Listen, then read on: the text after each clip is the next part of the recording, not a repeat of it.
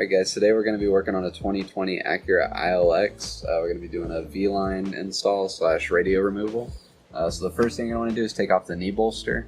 Most people take off the side panel here, but in this case you actually don't. You need to take off the knee bolster first. So you take your pry tool, kind of feel around until you can pop this out. And if you can see here, there's two clips that go into the side panel, right here and down here. So if you try to pry this off first, you're going to break something.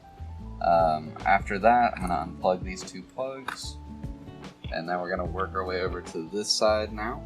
We're going to be taking the knee bolster off over here because it's all one piece. Alright, so we're popping off the knee bolster on this side because it is all one piece.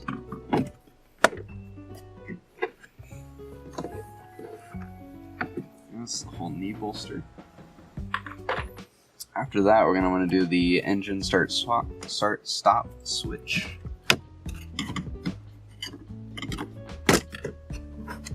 Get that out, just unplug that.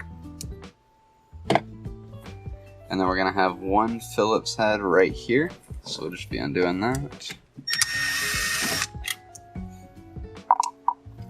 After you've got that loose on the left side, the passenger side or right side over here actually has two clips. It does not have a screw.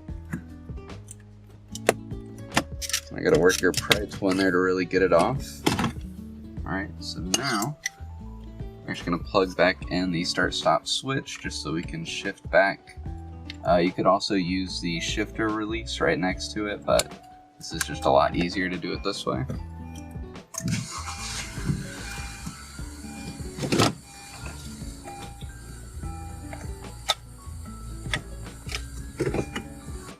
So now that we've got that out of the way, the last thing we need to take off is this trim right here. It's just a bunch of clips.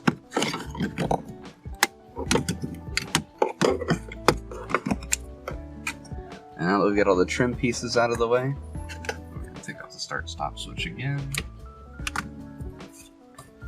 There's two screws that we need to undo.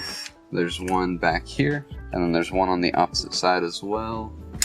Let's go ahead and take those off real quick. You're also going to want a magnetic screwdriver bit if you have one, because these screws are pretty far back and they will fall. There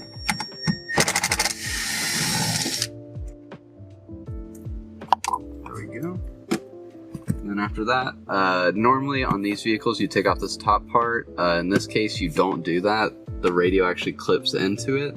It's got two clips down here as well on either side. And there's one clip at the very, very back behind the radio. So you're just going to gently, pull straight on the bottom so you feel these bottom ones come out. After that, you might want to take your pry tool and go on the top here and kind of help give it a little bit of leverage. Once you feel it come loose, work your way to the other side. There we go.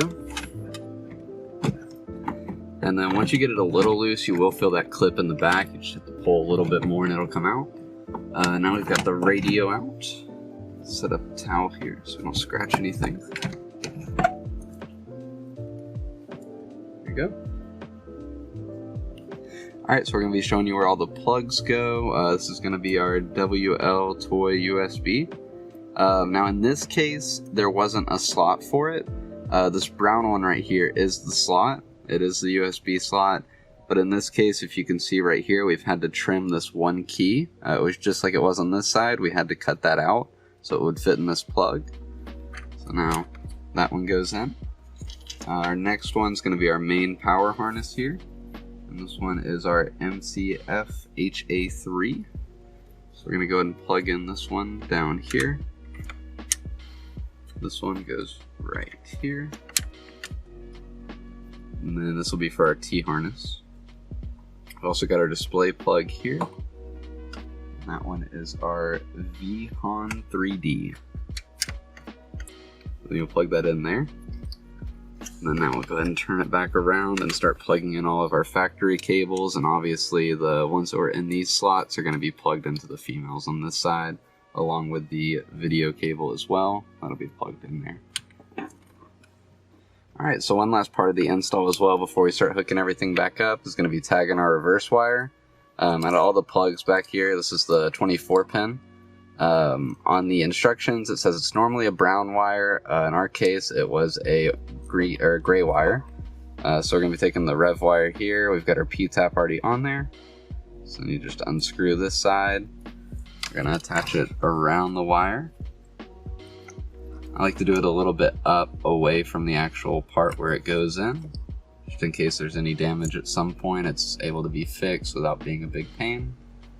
You also want to make sure that the needle inside of this side is piercing the wire. So I kind of just do a little pull back and forth to make sure it doesn't slide. And after that, that's tagged. Now we're ready to plug everything in and test it out.